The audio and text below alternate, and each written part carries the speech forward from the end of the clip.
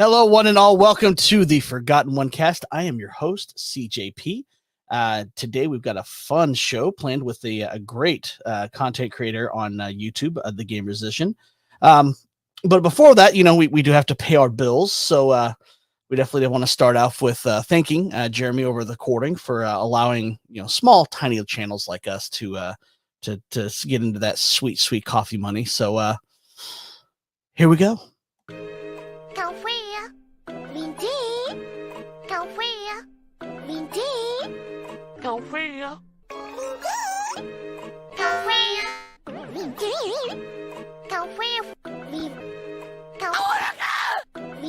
Nuts.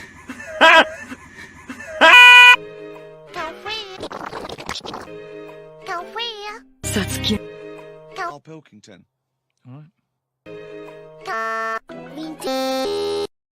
Are you team coffee or are you team green tea?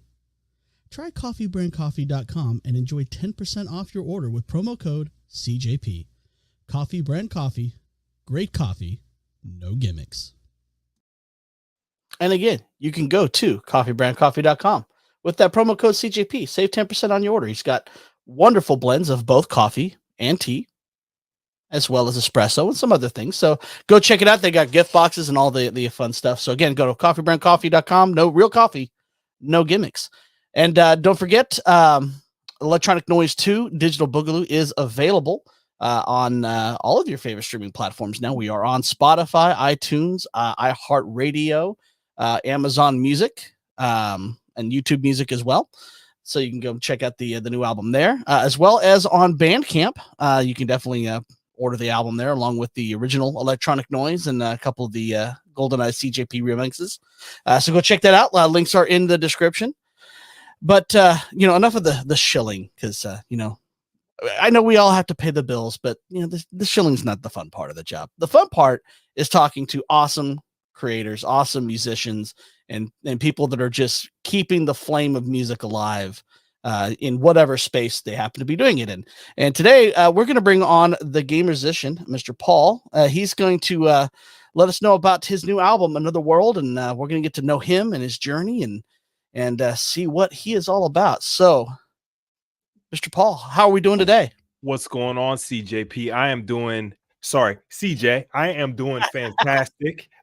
I was just reading on the screen.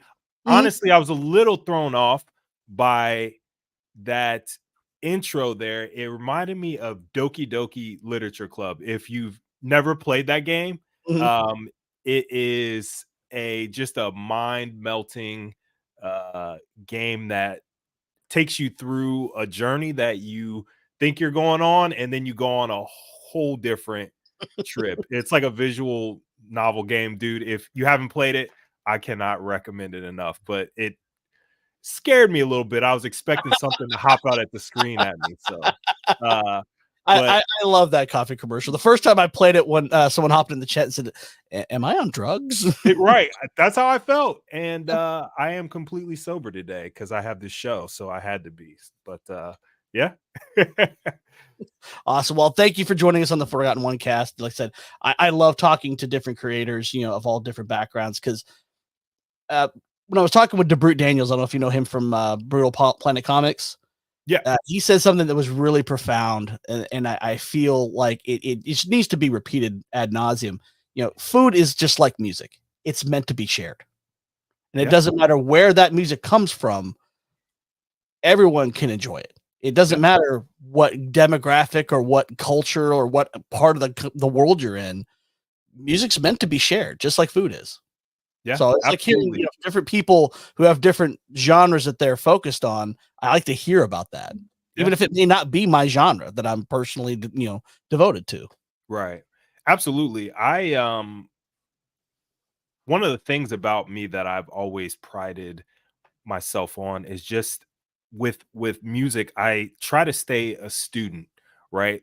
Like I'm always trying to learn new skills, new instruments, new programs, new plugins, new mixing techniques. I think one of the things I love the most about music in the about 20 years that I've been actively making music is just that. Like, I just enjoyed the journey, as cliche as it sounds, right? Like, we as musicians, it's very easy to think about the album. It's very easy to get caught up in what that means and what the final product looks like, and you kind of forget that there's so many little parts that go into the music making process. And I have tried to really slow down and really enjoy the process of making the music, and it's really helped me kind of reconnect. I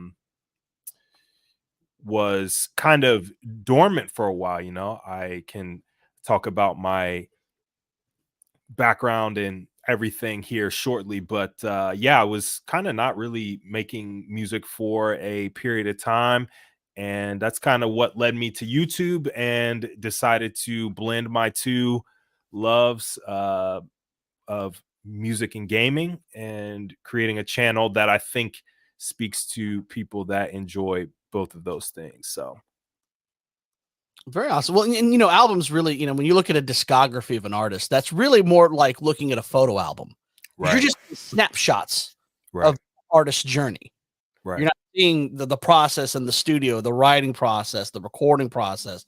You're just seeing that snapshot moment of that finished Mhm. product. So I like how you described that. That's really awesome. Yeah, I it was funny. So my partner, she plays guitar and she loves to make music. She's traditionally just played music though. She's played other people's music, and she decided, like, trying to extend herself this year, like doing some songwriting and stuff. So we sat down and we started um working right here. Actually, I was producing the song for her, and she just kind of like watched the process and was like, "Oh, a lot of stuff goes into this." And I'm like, "Yeah, what do you think I'm doing down here all day and night?" But the like writing process for her and everything, she was like, "Man, this takes a lot of time." And I think it's very easy, like any type of media, right? You watch a movie, or you listen to an album, or you look at a painting, or like any multimedia piece of art, you just think about that piece as it's done, and that's what we see. And it's, I think, as musicians, because we know how much effort we put into these things and how much work goes into it, when you have a person sit and listen to your album and are like, "Yeah, it's pretty good," Okay. then just like walk away. It's very easy to feel a type of way about that, because you know what goes all into it. But then I always step back, because in my younger years I used to get really pissed off by stuff like that. And but I step back and I think, like, how many pieces of content do we all consume every single day, and you look at it and you just are like, "Oh, that was cool," and you just move on. I had to learn to stop taking offense that you're not everyone's cup of tea. You aren't going to impress everyone, but the ones that really stop and appreciate your work, it just makes you realize that that's what you do it for, and you don't do it for the people that it's not for, because everything isn't for everybody. Mhm. So That's very true. That's very true. Because I know, my music is not for everybody. right. So I don't get, upset anymore when it's like someone's like, it was all right. Yeah. Yeah, Okay. it's a lot of just growth, right? Like, so to kind of go back in time a little bit, my music journey and what led me to YouTube, that's probably a good place to jump in there. When I was about 16, I just decided, I always loved rap music. I was a big fan. My dad is a jazz piano player, and I just always enjoyed like jazz music. I liked soul, funk, and especially in the 90s, that was such a huge part of like the rap sound bed, was like the Tribe Called Quests and the Jay Dillas, and like a lot of rap pulled from jazz music and kind of like used like funk drum lines and bass lines and all that. So like as a kid, I always enjoyed that. And in my like maybe my early teens, I really started to get into rap, and I decided, hey, what would it look like if I rapped? And the very first time I rapped, this is a true story. I had a microphone that came with a French learning program. I was in French class, and it was like a little clip-on microphone, just cheap, super cheap. And I rapped a track, and it was awful, of course, because it's the first time that you do something. It's gonna be absolute garbage. And I slowly started to rap more and more. For my 18th, for my high school graduation, my mom got me a microphone. So she had seen that I was really putting in the effort to learn the craft. And then as a poor college kid, you realize that buying instrumentals costs a lot of money. So I started to say, hey, what if I learned that side of things? So when I started, man, I didn't know the difference between a hi-hat and a snare. Like I was just coming in like, all right, cool. Let's learn this process. And like a lot of young beat makers, I started with Fruity Loops. I can't even tell you what number it was. It still went by Fruity Loops. So that's how long ago that was. So I started there, started producing stuff, and I started to really love that side of things. Like I loved learning about chord progressions and harmony, melody, all that stuff that you learn as you start to create music. And I really got into that side of things. I met my very best friend when I was about right out of high school. Him and I actually went to the same high school, but we didn't start talking until we realized that we both made music. And we've been super close ever since. He uh, produced about half of my first album, and he engineered the whole thing. And I produced the other half, and that was back in 2010. So I released my first rap album in 2010. Ended up starting a record label with some like other local rappers. We released probably 6-7 albums together in the span about 2012 to about 2019 or so. And it was such a great time, man. Like I was shooting music videos and like locally touring and some regional touring and playing shows all the time. And we had a pretty solid fan base, honestly. But rap kind of started to wind down like as I hit about 30. I just kind of started to not really have that same passion for it. That I did, and I kind of stopped making music with any regularity at that point. And that all eventually led me a couple years ago to start up a YouTube channel with this whole idea. So that's where I was able to bring the music back in, and producing the music for every video has been a really great time for me to, um, reconnect with music making and blend that with my love of video games, So yeah, it's a little different, and I think that I have a lot of great stuff in 2024 coming. And yeah, that's kind of the journey and where I'm at right now in on January 18th, 2024. That is where I'm at. And, I can understand the burnout. It does happen, with any hobby, Right. of something that you're passionate about. At some point you're just kind of like, why am I doing this? It's especially tough when you get to so I was never professional, but I was definitely semi-professional. I was making money. I was selling beats. I was doing this, that, and the other. We had a pretty good presence in my hometown of Cincinnati, Ohio. And we were playing gigs probably, 3-4 times a month, like every weekend, every other weekend. And yeah, it was a great time. But sometimes when you start to get to a point where you're kind of seeing this as a grind, which things become a grind when you are doing them professionally. I think, or even like at that level where there's expectations on you, right? It can become very tough. And I approached YouTube differently because I have been there. I knew that I wanted to start a YouTube channel because I wanted to make content that interested me and as a creative outlet, and I wasn't going to let myself become hyper burdened by what um, folks watching me necessarily want. Obviously, we all take that into account, but Oh, I'm ultimately trying to make a channel that speaks to what I enjoy and reach an audience that is similar to me. And I think there's quite a few, you know, 30 somethings that love gaming and love music, lo-fi or whatever. They're out there, and I'm just trying to reach out and connect with them. So well, and a lot of it, I think, is just because of the oversaturation of just a few artists in the mainstream. yeah, People are really looking for something different.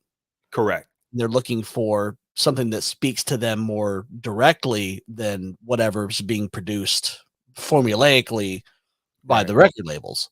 Yeah, So such it's a great time for independent artists right now. man, it really is. It's a gift and a curse, man. When I think back to when I started with Fruity Loops, like it was 2003. Like everybody had a computer, but most people's computers couldn't handle music software, or if it could, it was like very rudimentary. I felt like when I started making music, it was like right at that frontier when it became super easy for the average person to just start making music, but it still was in its kind of infancy. So I felt like I was still different in the sense that not everyone could just do what we were doing. Now it's amazing what my setup is like and how easy it is to just load up the program. I can have, you know, 30 tracks going all with multiple plugins on them and all this stuff.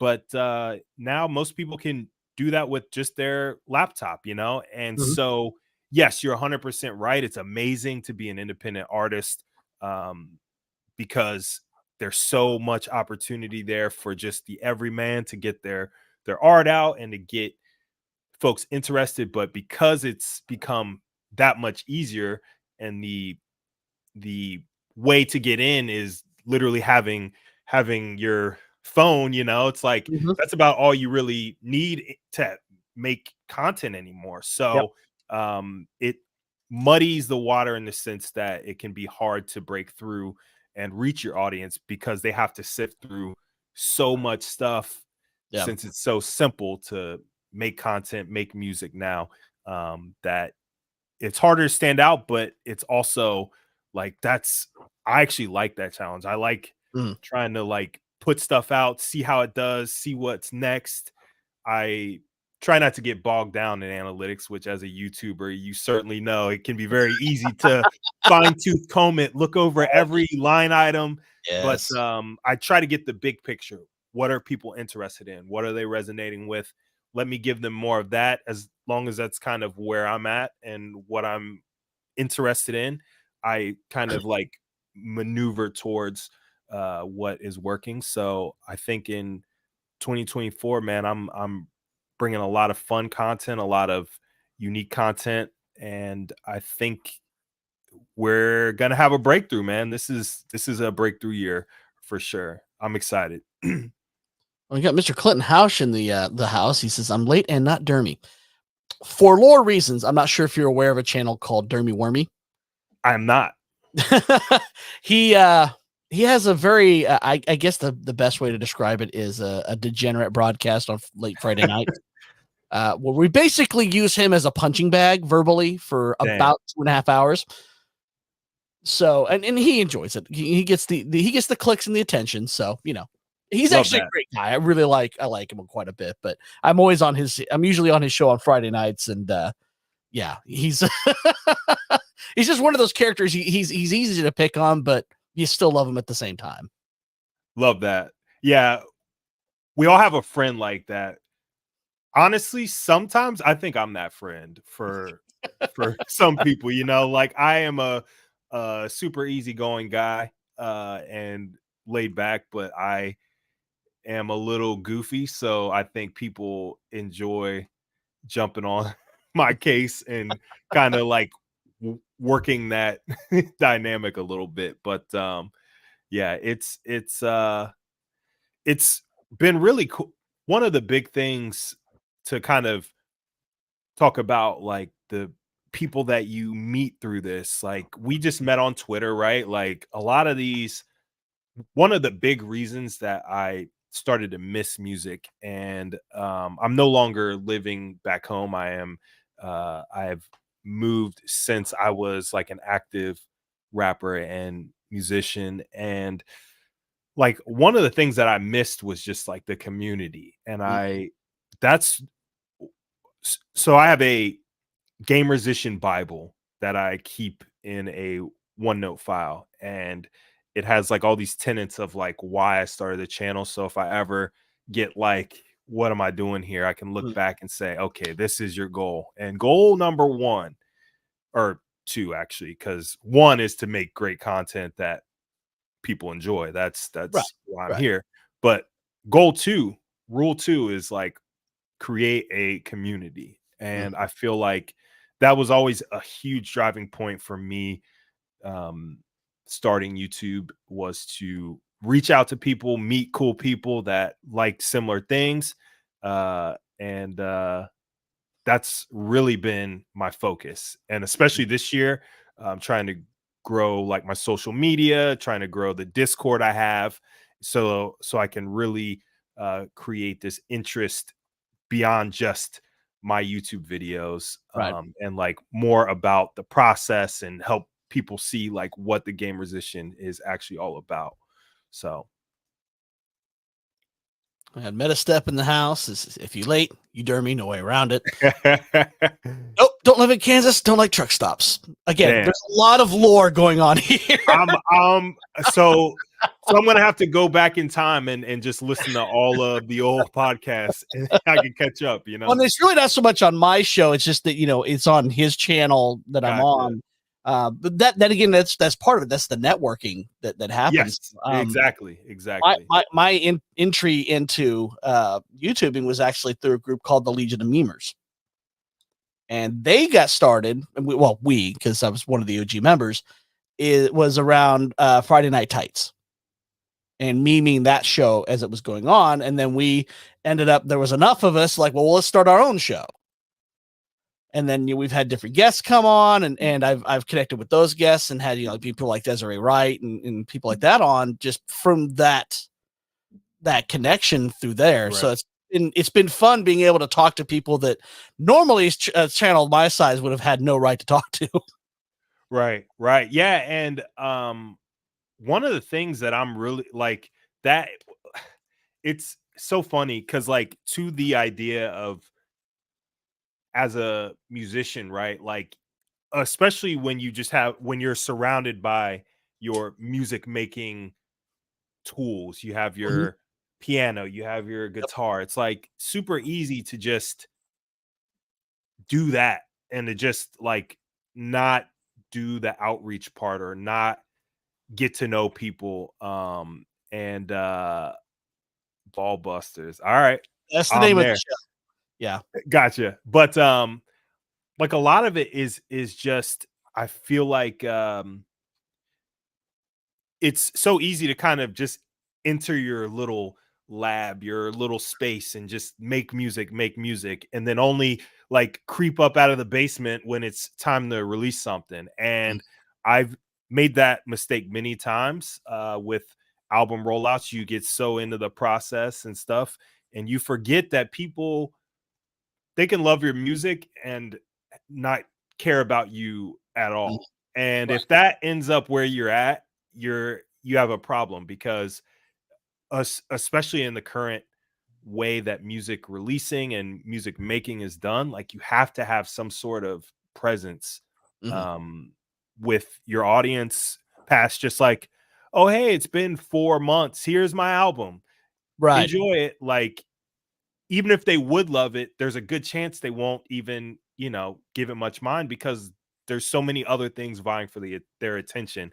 It sucks, but I've actually started to try to embrace that because, like I said, the whole point was to create a community. So if I'm going to do that, I have to do these steps that um, make people interested in what I'm doing. And Mhm. that means interacting with them on Twitter and posting little videos on your Instagram and wherever. That's part of the job now as a musician, and I think we just have to like accept that that's part of it if we really want to succeed Right. and reach our target audience.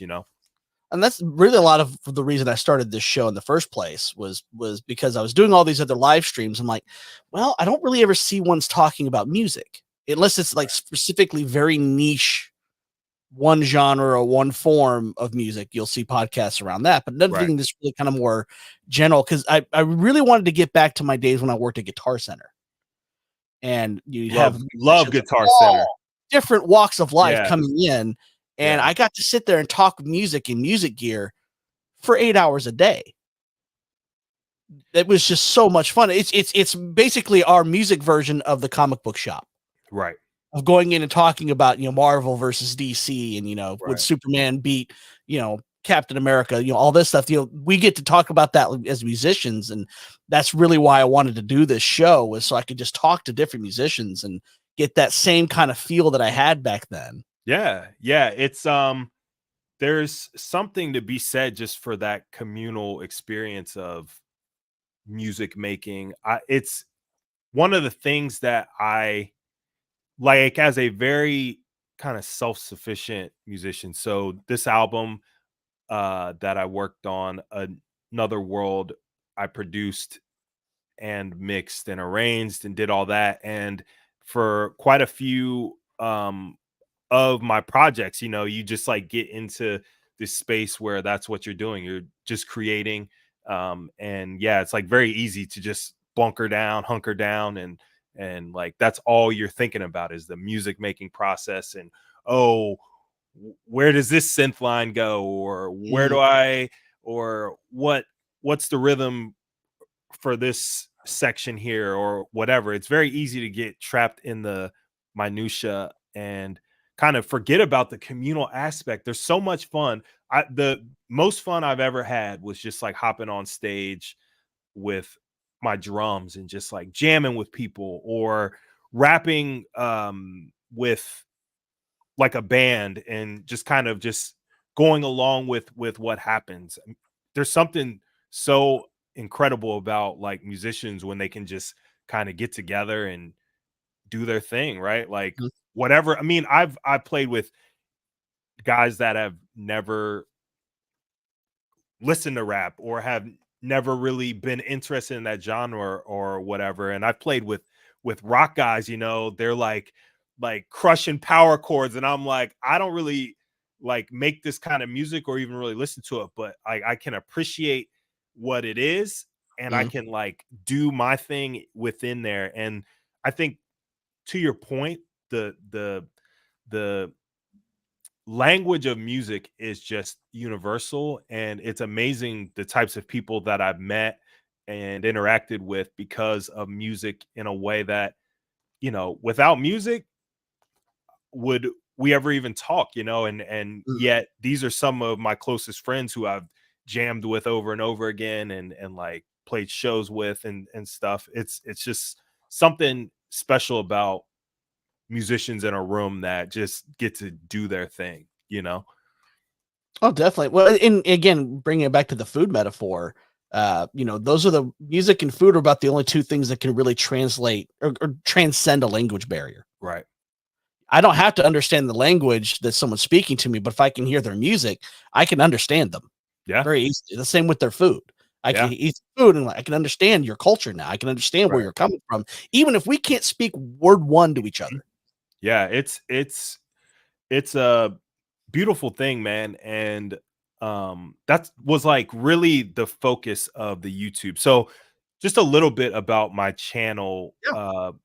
the Gamer Musician, so It's so funny too, man. People screw my name up all the time. I thought it was such a clever name when I came up with that. I was like, Gamersician. I was like, musician. Anyway, I like love the name, but it's hilarious because I just think like some people, like I was on a live stream and I asked a question and like someone was like, the gamer Zishin? I don't get it. But I'm like, okay, this is fine. So but a little about the channel. I like most creative endeavors that I've gone on with music. Like I said, I didn't know a hi-hat from a snare. When I started video editing, I didn't know anything about video editing. I didn't know anything about graphic design. I make all the thumbnails. I do all the editing. That's just all stuff I've learned over the last 2 years. And just grindstone, like just looking up YouTube videos, looking up things that explain how to do these things. And I think a big part of what made me want to start YouTube was I just love to learn new things. I love the humility of not knowing what the heck is happening, right? Like I just like kind of being a student of whatever process it is. Um, One of the things that I enjoy doing besides music and gaming is martial arts. Actually, I've done that probably longer than anything. I started martial arts when I was about 12 years old, and I still train. And I love just working with new people that are younger than me, better than me, faster, whatever, because there's always something to learn. As good as you are at whatever your craft is, there's always something new and something that you have never explored. You could be the best guitarist on the planet in jazz, and you could pluck that guy and tell him to play, Van Halen, and what would he look like? He'd be stumbling all over the place. He would sound better than most, right? But he Right. wouldn't know how to create that sound, create that music. And I feel like with everything in my journey, I just try to always put myself in uncomfortable positions where I'm learning a whole new skill set, or I'm extending my knowledge set, or I'm kind of pushing myself, because man, like as we just get older, it's so easy to just do the things that we always do and just think that's all that we need to do. And I think I present much younger than I am because I always am pushing new skill sets and things. And I've loved learning to edit. I've loved like the graphic design process. I'm like making logos and green screen and stuff now. Like it's crazy. I could show Yeah. you my first video and like my first thumbnail, and I remember struggling so much to just even do that. And I was just like, hours later, you look at it and you're like, yeah, that's crap, but it's all I got. Everybody starts somewhere. Yep. Everybody starts somewhere. I mean, even the Beatles, I mean, you listen to their first album, it's pretty rough. Yeah. Really. I mean, Yeah. because they were just coming out of playing clubs for like the previous 2 years. Right. So they hadn't honed their sound yet. Right. But as you go through the progress of their discography, you hear the changes that the more that they learned and the more that they had absorbed from George Martin and other people. That's one reason, when I'm kind of a weirdo when it comes to listening to music, is I hate shuffle. Really hate shuffle, because when I hear a band, I want to start from their first album and I want to listen all the way through their discography before I move on to another artist, because I want to hear that journey. Right. And I respect that, because that isn't how most people are. That No. isn't how most people are. And it's crazy. Like, just because I'm like you, I don't collect many things. I actually like, I want to say minimalist like approach, but I kind of like a low key kind of space. And but I do collect vinyl because there's something that I just enjoy about like having an album that I love and just putting it on from side A and just sitting down with a hot chocolate, and just like sitting back and just letting that be the only thing that I do. I try to do stuff like that where I just put my phone down and just let like the mute, because I'm a Spotify guy and I do tend to like make playlists myself, and I kind of listen to music like that. And like you, I do love the process of just hearing a full album and just seeing that journey of what that artist was um kind of looking through, and what the whole, because a well laid out album can really tell a story in a way that very few things can. It can be really magical when you have an album that seriously says something to you in a way that you can tell this artist sat down and said, how do we lay this out? How do we make this work from track A to track Z, and just everything in between it? Because a lot of artists nowadays, it's just like playlist albums, and I get why, because it's like Spotify rewards single songs and things. So why not just throw as many songs at the wall and just kind of see what sticks? That's how a lot of artists are nowadays. And that's just because the way people consume music's changed, and so we're more of an instant, culture, whereas back then all you had was the album, and maybe you have the radio for singles, but if you wanted to really listen to the music at home, you had to have the album. And that's what I grew up with. My dad would just put on a record and we would just listen to it all the way through. I have to find this video. I just saw a YouTuber talking about the death of the album, and it was a great video.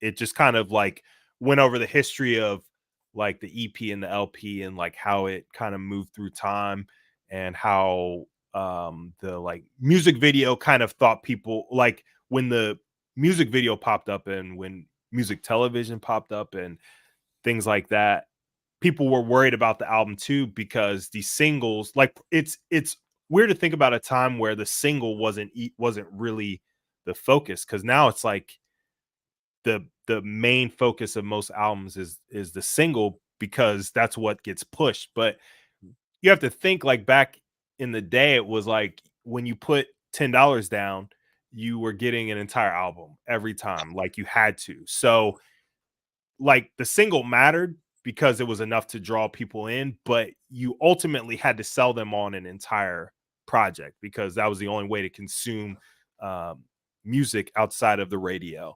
So as times changed and the music video was so important and things kept evolving with the CD and stuff, it was just so interesting to hear them break it down, and why we've gotten to the point where most artists will just, at least in rap, it's like a lot of artists will just put 30 songs on an album and just let the algorithm sort them out. Right. Like whichever album makes it on TikTok or whichever tracks on TikTok and blows up on Spotify and YouTube. Okay, well, it was worth just throwing the other 29 out there. Singles and the death of the album. Yep. It's Laurels and Apple, D-bags. Yep. Well, all right. Lars Ulrich wasn't wrong per se. He was just an asshole to the fans. Right. That's why everyone hated him. It wasn't because he was wrong about what he was saying, about the musicians getting cut out of it. It's because he was being a D-bag about it. And he was really attacking the fans when it wasn't the fans' fault, really. It was one, the technology. It was two, it was the record companies sleeping on it. It was them not understanding that things were changing very, very rapidly. And they were just so slow to catch up. Yeah. It's scrambles. Yeah. The music industry, man, it was so funny when I was kind of coming up as an artist. people always just had this idea, oh, are you trying to get signed? Is that your goal? And you know, like in the mid 2000s, that was still, I suppose, a viable path. I just think the path of the independent artist always spoke more to me, and I'm glad that I never really was like, I never was gung ho on getting signed to a major record label. And it seems like, luckily, honestly, a lot of that stuff seems to be dying out, like the traditional record labels kind of going the way of the dodo, because there's so many artists that can, if you're creative enough and can catch people's attention yourself or with a small team, it's like, why join this big ship when you could have a speedboat and just zip around everywhere, you know? Well, and it's again, when we talk about technology, the barrier to entry is so much lower now. Yeah. Because you don't have to go before an A&R artist at all. You don't Yep. even have to talk to a record company to Right. put music out. And that's, I think, has again, it's a blessing and a curse, but I think it's far more blessing than curse. I agree. Yeah. Far Absolutely. more, because it gives everyone that equal opportunity to put something out. Now, there's not going to be an equal outcome of whether that's going to work or not. Right. So there's no equity in it, but it is equal. Yeah. Which I think is a better approach. Yeah.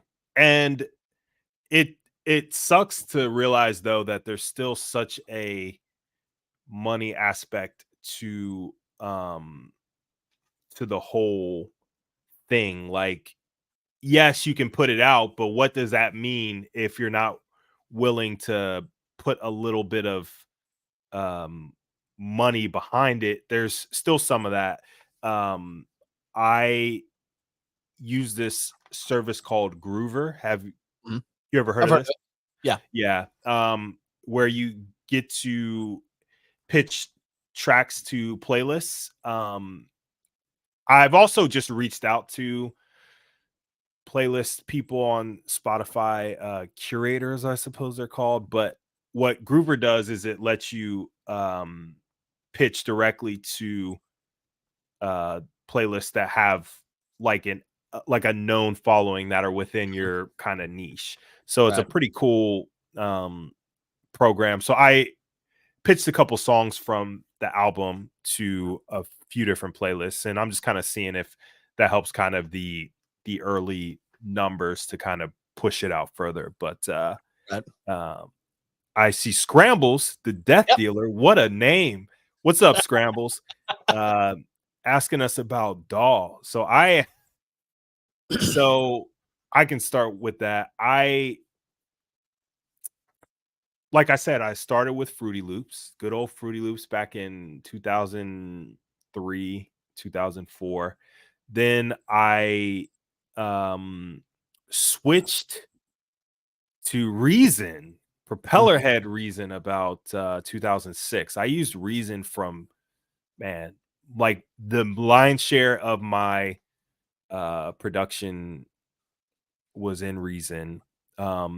And about 2 years ago, I got the Antelope Zen Q, which it came with a free copy of Bitwig and this microphone. And I don't know if you know a whole lot about Reason, but they changed their ownership changed, or at least their kind of like structure changed, and they are now Reason Studios. They are no longer Propeller Head Reason. And since Reason Studios popped up, it's a very different program. They're like big on the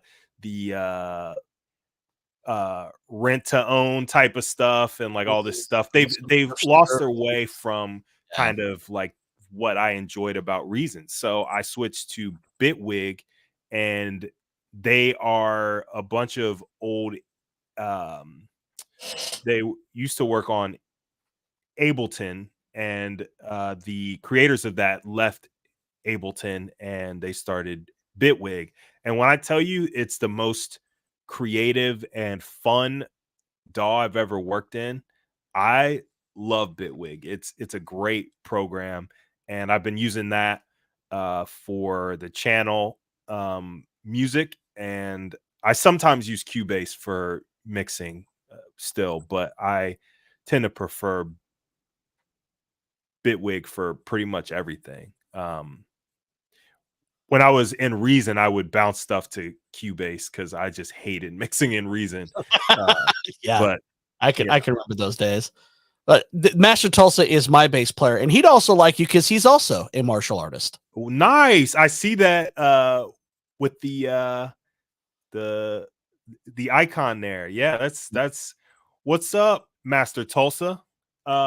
So I also play the bass. I would say my hierarchy of instruments, I would consider myself a drummer.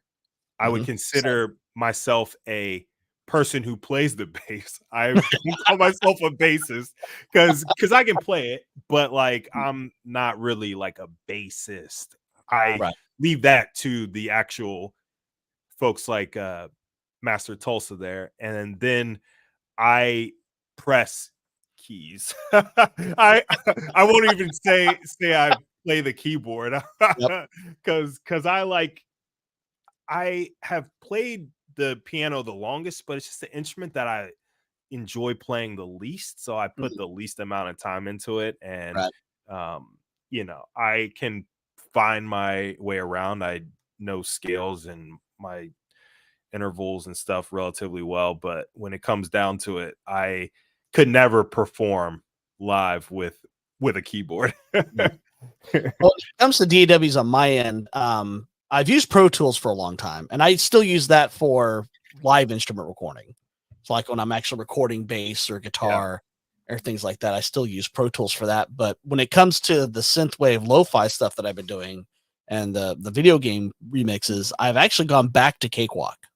Nice. Cakewalk. I used Sonar for so many years. I mean, actually back to when it was Cakewalk Express Gold 8.0 in 1993. But then, they didn't, they went out of business. Like Cakewalk went belly up and got bought by Gibson of all people. And then Gibson just shut it down. They're like, we're not even going to deal with this. We're no more updates. We're not into this.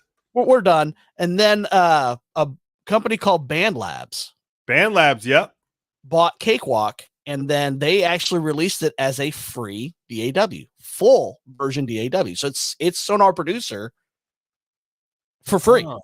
So that's super interesting. So Band Labs is a program that I've kind of been tooling around with. So I'm actually in the process of creating a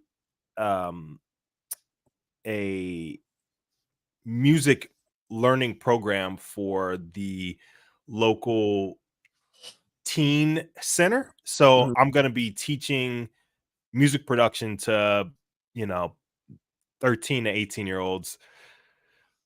Best of luck to me for that, but that'll be in April or so. I think we were just talking with the program director, but I've never taught this class. But what I wanted to do was to find a program that was free or like very cheap, or a program that would provide me licenses to help the kids out, because a lot of these kids don't have a whole lot of income to like spend on these programs. So I bounced around and I found BandLab, and it's crazy because like you can use it on your phone, you can use it on a tablet, you can use it on a cheap laptop, since it's kind of primarily in the cloud. Obviously there's some processing on your physical machine, but generally speaking it's a cloud-based program.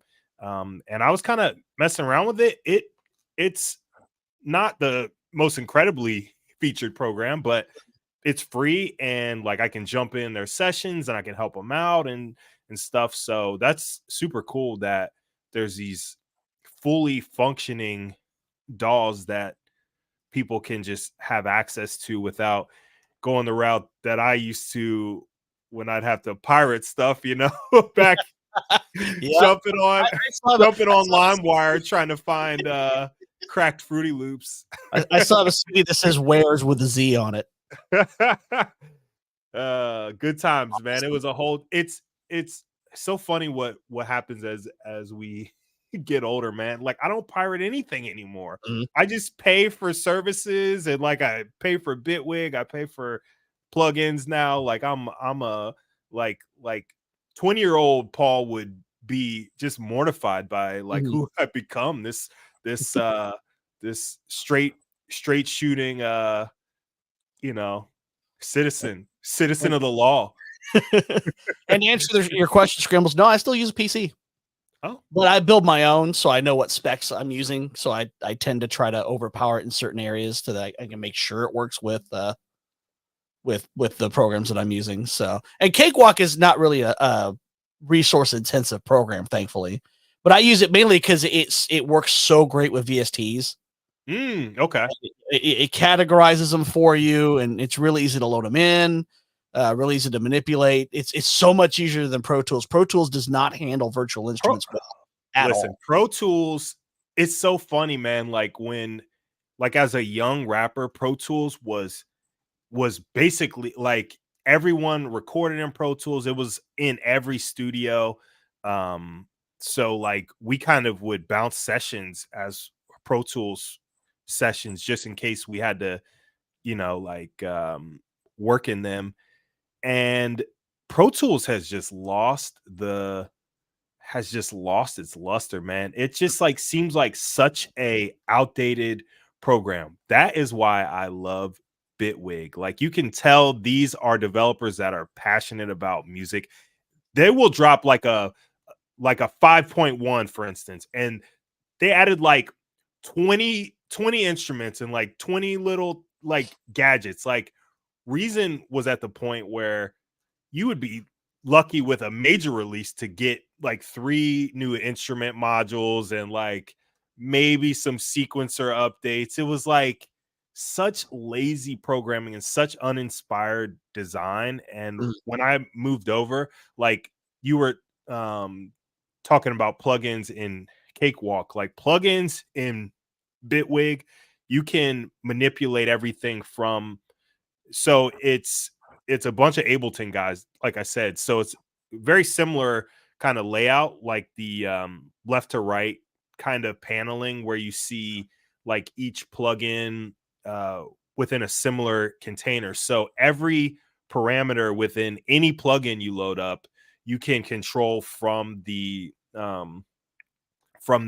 mixer. So, Mhm. so you can you can assign your LFO or your filter to like any knob or anything that's on any surface you have, and just immediately be turning knobs, and it just does the thing within the plugin without you even looking at the plugin. It's like it just really spurs creativity like in a way that um other dolls, you can just tell they're just old, man. They're just like built. It's like an old ass house that was just built on top of just for decades. That's like Pro Tools. That's how I felt with Reason. That's a lot of like older legacy dolls. I just feel Mhm. like just feel so antiquated, and I just Oh, yeah. was glad that I kind of shifted gears. Oh, we're getting closer to the end of the show, but I did Yeah. want to bring up the album and actually Yes. talk about, yeah, because we, that's mainly was a spotlight for that, and we've Yeah. gone on tangents, which is what conversations are great about, because Yeah. you never know where they're gonna flow. Yeah. So yeah, I mean, I really appreciate you having me, Mhm. first of all. And I really appreciate the chats, man. Like this is the type of stuff that I just enjoy doing, talking with musicians and like other YouTubers that are trying to just grow their brand and everything else. So yeah, so as I mentioned with my channel, I make all the music for the channel. If I ever use a song from like a library, I usually will point it out because I'm like almost everything on the channel is created by me. So what I do every year, when I finish with the year, I kind of look back through all the music that I've made for the channel, and I create a compilation album. Last year was Plug and Play, which, as you can see, came out in November 2022. Great project. but that was my first year on YouTube. So I pretty much just grabbed like all the MP3s that I made for the videos and kind of just like threw them together. Like I maybe rendered out the WAV files. I mastered them using a plugin and just kind of rolled with it. With this album, Another World, I took every track that I really enjoyed and I broke it down. I said, how do we create an actual album? Instead of just like a best of, this is an actual album. I created songs specifically for the album. I rearranged a lot of the songs for listenability versus just being an instrumental. And this project is much more of a work of labor. I actually spent time putting it together, the sequencing, the mixing. I had it professionally mastered, which I usually just handle my own mastering through what's it called? Well, anyway, I use a plugin and yeah, I really went all in and I am super proud of this project. You can probably pick out some of the games that I covered last year just based on the titles. But yeah, man, like I was rapping again on this album, which is very exciting. I haven't released a song where I was rapping in probably about 3 years now. So track 1 is a reference to Castlevania Symphony of the Night's luck code. That is why it's just characters. Like everyone's like, did you screw that up? In fact, when I sent it to distribution, they had me check it and I like no, it was because the first track is just, like letters and characters. So like he clearly screwed that up, but that is the luck code for Castlevania. And I Can't used walk across your keyboard or something. yeah, right. Track 2 was for a game I played called Signalis, which is a fantastic game. Highly recommended. Track 3 was a Kingdom Hearts track that I did for my Kingdom Hearts nostalgia. Track 4 is actually a cover of Dan Hibiki from Street Fighter, his theme. I created that specifically for the album. That is not a track from the year. Cabaret Sway is a track that I did for Yakuza 0. It's got a real laid back vibe, like you're in a cabaret. If anyone's played that game, makes sense. Yep. Chrono, huh? Oh yeah, definitely. Yeah. Chrono Chiller, obviously a Chrono Trigger inspired track. Love the game. That music is some of the best in any JRPG. It's still one of the greatest soundtracks, Yeah. period. 100%. Only beaten by like Chrono Cross, which I think was actually not the superior game, but the superior soundtrack. So track 7 is actually the track that you get if you pre-ordered the album today. It's called The Spine. I actually met the woman on there off of Twitter, much like I met you off of Twitter. Right. She sang. I mixed and mastered that track for us. It's The Spine is a song from the game Transistor. So we covered that. If you haven't played that game, also really great game.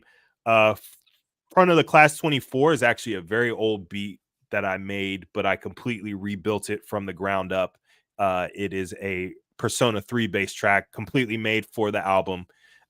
It's Lit is a Doki Doki Literature Club sample that I use for that game. Genova's Witness, obviously a Final Fantasy VII reference to Genova, like a lo-fi kind of rendition of the Genova boss theme. Next track, On the Verge, was a track I did for a game called Axiom Verge, which was produced and created by Thomas Happ. If you don't know this man, he is a creator that both made all the music and program this entire game by himself. It is a fantastic game. I definitely suggest Axiom Verge if you haven't played it. I very much love it. Yes, fantastic game. I actually might play the second one on the channel at some point this year. And then track 12, Alan Wake and Bake, obviously an Alan Wake reference. It's kind of a Jay Dilla inspired track, so it's kind of like, it just made sense. Alan Wake and Bake. I just was like, I have to name it that. And then track 13 was actually a track that I was not going to put on the album, but in my Final Fantasy VI nostalgia, a lot of people liked my rendition of it isn't called Snake Pit. It's called it's crap. What's that?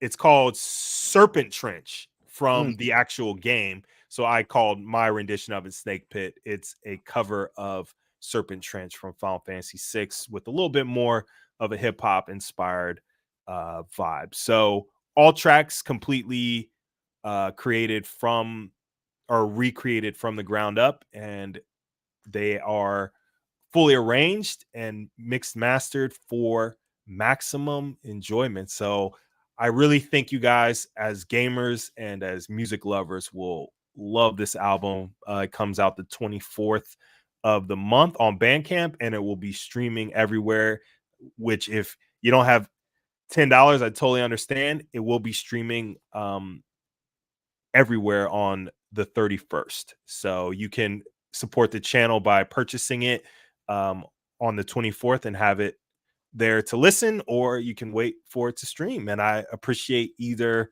route. I just really love this album, and I think people will enjoy it. I'm very much looking forward to it myself. I'd listened to the sampler on YouTube, and that's some good stuff. Thank you. Thank you. Well, again, I wanted to thank you for coming on. I definitely want to thank you for taking time out of your day and joining me on this very fun conversation about music. I definitely want to have you come back because I really want to do a deep dive on JRPG soundtracks. Because so it's actually, so I don't know if you've heard of them, Gaming Productions. They do a lot of JRPG coverage. Fantastic channel. Totally recommend you check them out. I'll link you in a little bit, but they're awesome. They're really cool. I've actually had some of my music used on their channel. And so I was talking to them about doing a top 8 JRPG soundtracks of all time. They do a lot of like top 8 stuff. So I was thinking about having them potentially do a feature on that video for me, because I am super into JRPG music. So much great music coming out of that realm. So I would love to come back, especially once we kind of work that video out. I'll have my top 8. You can bring your top 8. We can talk about it and kind of compare and contrast notes, because I love that chat. Like, this was a lot of fun. And I definitely appreciate you having me, CJ. I would love to come back and talk. Anytime. You are welcome. Anytime that you want to come back on, just let me know. Yeah. Excellent, man. Well, thanks again for having me. Once again, the album is out the 24th. So anybody watching, hope you can check out the sampler and you can see if it's something that you're into, and appreciate your time, man. Seriously. Thank you. I also want to thank the chat for jumping in. Yes. I got Meta Step, Zombie Box Reviews, Master Tulsa, Clinton Hausch, and Scrambles the Death Dealer. We are a small channel, but we are mighty. Small but mighty, man. We're both gonna be doing a lot of great things, man. I love the format. You have a great kind of look and production to everything. I think it's just a matter of time. Just keep on doing what you do and keep on loving it, man. That's really the goal. And then for programming notes, next week we are being joined by TJ the Gamer from Master Sword Music, and he's going to be coming on. We're going to talk about all the different genres that he ends up doing as well, because he does original tracks, as well as the actual remixes and things like that. And, you know, kind of, again, his journey and the group that he's with and working with. So that's going to be another very fun conversation I'm looking forward to. All of Mr. Gamersician's links are in the description. So go like and subscribe to his channel. Go check out the pre-order on Bandcamp. Again, you can find me on Bandcamp as well with Electronic Noise and Electronic Noise 2 Digital Boogaloo. And what I always like to end the show with is just keep making music. Amen. Everyone, you have a wonderful evening. We will see you next week. Okay.